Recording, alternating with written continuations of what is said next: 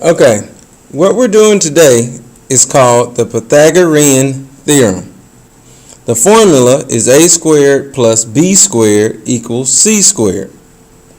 Now, the Pythagorean Theorem is based upon a right triangle, which we know is a triangle with a right angle. In this triangle, here's your right angle. The right angle connects what's called your legs. Here's one leg, here's another leg. The other side, which is also the longest side, is called your hypotenuse. Now the hypotenuse is represented as the c, so the hypotenuse is c squared. The legs are a and b interchangeably. It doesn't matter which leg you associate with a or which leg you associate with b. For the sake of this example, we'll make this leg a and this leg b. Now the measurement of leg A is 4 and the measurement of leg B is 3. We don't know what the hypotenuse is, so we go back to our formula. A squared, A is 4, 4 squared is 16, plus B squared, B is 3, 3 squared is 9. 16 plus 9 equals C squared. 25 equals c squared because 16 plus 9 is 25. Now you have to get rid of the squared here. We have to get rid of the squared. So to do that, you take the square root of 25. So the square root of 25 equals c. The square root of 25 is 5. So 5 equals c. That's the first example if you're given the legs and you have to find the hypotenuse. Now let's try a different example.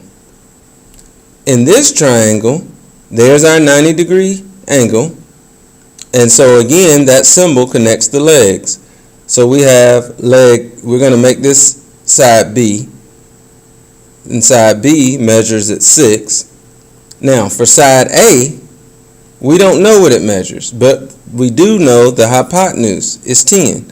So this one is different from the other one. Before we were looking for the hypotenuse. Now we have the hypotenuse and a leg, and we're looking for the other leg. So let's go back to our formula. A squared, we don't know what A equals, plus B squared, B is 6, 6 times 6 is 36, equals C squared. C equals 10. 10 squared is 100. Now you have to go back to the algebra days. We're trying to get A by itself, so you have to subtract 36 from both sides because you have to do inverse operations whenever you bring a value over the equal sign. So this 36 minus 36 will cancel. 100 minus 36 is 64. So we have A squared equals 64. Again, we're trying to remove the squared. So A equals the square root of 64, or A equals 8. These are the two examples that the students are going to need to know. Either they have to find the hypotenuse or they have to find one of the legs.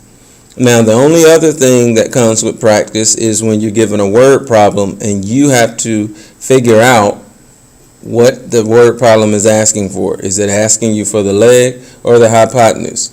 Either way, you would use one of these examples. Keep in mind, it doesn't always have to end up being a perfect square. But since we've completed radicals, students should understand what to do if it's not a perfect square. You either simplify it or estimate it. And this is the notes on the Pythagorean Theorem. If you have any questions, please leave me a comment. Thank you.